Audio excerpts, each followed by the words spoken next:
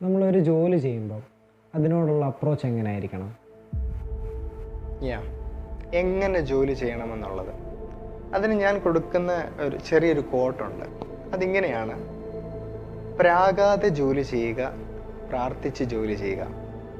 നമുക്ക് ചുറ്റിനും നോക്കിയാൽ നമുക്കറിയാം, നാം എല്ലാവരും ജോലി ചെയ്യുന്നത് പ്രാഗിക്കൊണ്ടാണ്.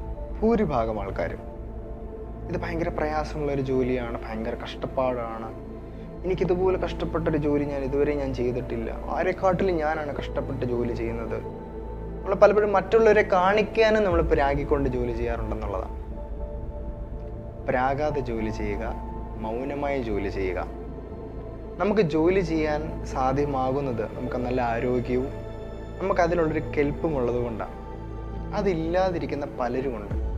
ഒന്ന് എണ്ണീറ്റൊന്ന് നടക്കാൻ പറ്റിയിരുന്നെങ്കിൽ എന്ന് ആഗ്രഹിക്കുന്ന അനേകം പേരുണ്ട്. ആ ആഗ്രഹിക്കുന്നിടത്താണ് നിങ്ങൾക്ക് നല്ലതുപോലെ എല്ല് മുറുകി പണിയെടുക്കാനുള്ളൊരു ഭാഗ്യമുള്ളത്. അപ്പം അതിനെ നിങ്ങൾ വില കുറച്ച് കാണാതെ അത് വലിയൊരു അനുഗ്രഹമായി കാണുവാനായിട്ട് നിങ്ങൾക്ക് തയ്യാറാകണം എന്നുള്ളത് വലിയൊരു പാഠമാണ്.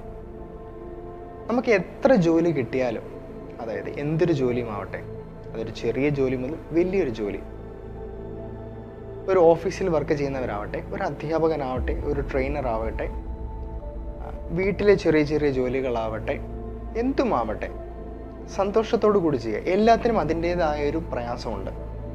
വളരെ സുഖം അർഹിക്കുന്നതായിട്ടുള്ളൊരു ജോലി എന്ന് പറയാൻ അങ്ങനെ വലിയതായിട്ടൊന്നുമില്ല. ഇപ്പം സിനിമയിൽ അഭിനയിക്കുന്നത് പോലും ഭയങ്കര പ്രയാസമുള്ളൊരു ജോലിയാണ്. ഇത്രയും ക്ഷമയോടിരുന്നെങ്കിലാണ് സാധ്യമാകുന്നത്. അത് അങ്ങനെ നോക്കിയാൽ ഏതൊരു ജോലി. അപ്പം അതിൻ്റെ പ്രയാസത്തെ ഉൾക്കൊണ്ടുകൊണ്ട് മൗനമായി നിന്നുകൊണ്ട് നാം ജോലി ചെയ്യണം. അതാണ് നമ്മളെ ഒരു ഫുൾഫിൽമെൻറ്റിലേക്ക് നമ്മളെ എത്തിക്കുന്നത്. നമ്മൾ ജോലി ചെയ്യുന്നത് 100 പേരെ കാണിക്കാനായിട്ടല്ല. നാം ജോലി ചെയ്യുന്നത് നമ്മുടെ മികവിനെ, നമ്മുടെ കഴിവുകളെ ഒന്ന് പ്രയോജനപ്പെടുത്തുവാനും അതുകൊണ്ട് മറ്റുള്ളവർക്കൊരു പ്രയോജനം ഉണ്ടാകുവാനും.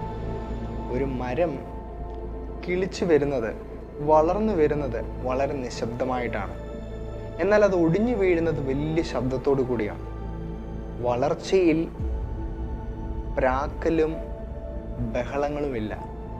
വളർച്ചയിൽ മൗനവും നിശബ്ദതയുമാണുള്ളത്. അതുകൊണ്ട് ജോലി ചെയ്യുമ്പം മൗനമായി പുഞ്ചിരിച്ചുകൊണ്ട് ജോലി ചെയ്യുക. പ്രാഗി ജോലി ചെയ്യരുത്.